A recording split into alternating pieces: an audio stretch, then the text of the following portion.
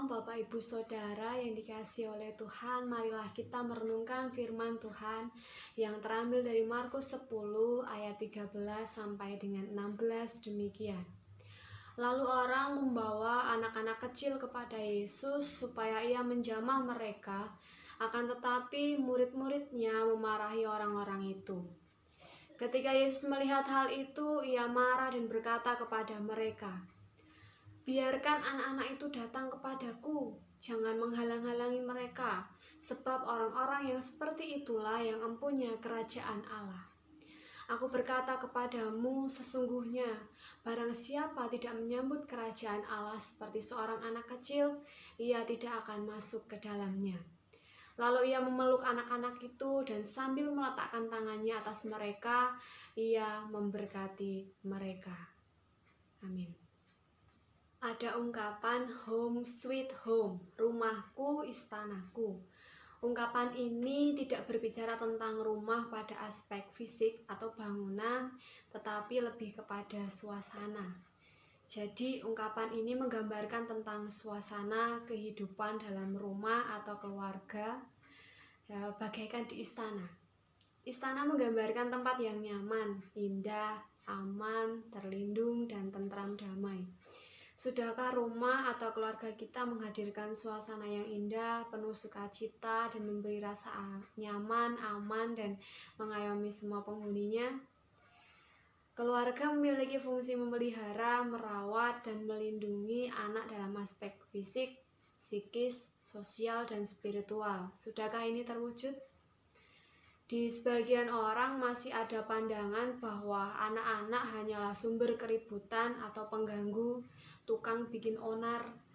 Bukan hanya dalam kegiatan-kegiatan atau ibadah di gereja, bahkan dalam kehidupan sehari-hari di rumah, banyak orang tua tuh menghardik anak-anaknya ketika mereka bermain di dalam rumah, memarahi anak-anaknya hanya karena banyak bertanya akan semua hal yang biasanya dianggap sepele oleh orang tuanya. Anak-anak dianggap tidak punya hak bicara atau hak bertanya, pokoknya harus diam, tenang, menurut orang tua. Ketika anak-anak menghampiri orang tuanya, mereka berharap akan mendapatkan sambutan yang hangat, perlindungan, rasa nyaman, tentram, sukacita, penghiburan.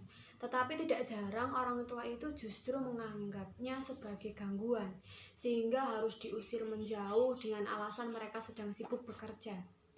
Ketika anak-anak mengharapkan pertolongan dari orang tuanya, yang dapat justru omelan. Para murid Yesus pun menghardik ketika melihat ada anak-anak dibawa ke dekat Tuhan Yesus. Mereka marah kepada para orang tuanya dan menyuruh anak-anak ini dibawa pergi menjauh. Para murid tidak mau kehadiran anak-anak itu mengganggu guru mereka.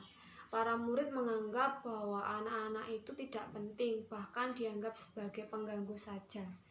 Anak-anak ini ingin mendapat dan merasakan berkat dari Tuhan Yesus, tapi malah diusir. Tapi Yesus balik memarahi murid-muridnya. Dia tidak mau ada yang menghalangi setiap orang datang kepadanya, termasuk anak-anak. Yesus ingin memperbaiki pandangan yang keliru dalam diri murid-muridnya. Karena itu, Yesus menyambut anak-anak dengan penuh kasih, memeluk, dan memberkati anak-anak itu. Pelukan Yesus sebagai bentuk penerimaan. Dia tidak menganggap anak-anak sebagai gangguan. Yesus tidak menganggap remeh kehadiran anak-anak. Dia sungguh menghargai mereka. Pelukan Yesus juga wujud sikap yang sungguh-sungguh mengayomi, melindungi. Simbol dari Bapa yang mengayomi anak-anaknya. Meneladani dari tindakan Yesus, maka sudah seharusnya orang dewasa menyambut dan menerima kehadiran anak-anak dengan penuh kasih dan sukacita. Para orang dewasa memiliki tanggung jawab untuk menolong anak-anak supaya dapat merasakan kehadiran Tuhan dalam hidupnya. Setiap keluarga atau setiap orang tua mestinya dapat menjalankan fungsinya dalam membimbing, menuntun anak-anaknya merasakan berkat dan damai sejahtera dari Allah. Setiap orang tua harus bisa mengayomi, melindungi, dan memberi rasa aman dan tentram. Dengan demikian, niscaya setiap rumah atau setiap keluarga akan menjadi istana bagi semua penghuninya. Amin. Tuhan memberkati.